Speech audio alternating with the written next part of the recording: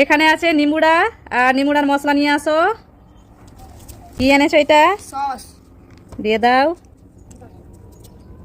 এরপরে মাহি কি নিয়ে এসেছো? লবণ দিয়ে দাও। এরপরে ইফরাজ আসো। আমি এটা কি দিচ্ছ? স্টোন হ্যাঁ, স্টোন দিয়ে দাও। দাও। এরপরে কে খাবে তাড়াতাড়ি আসো।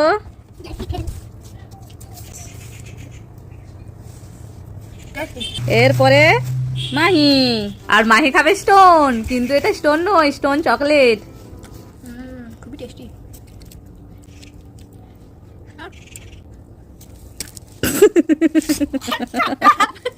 টক।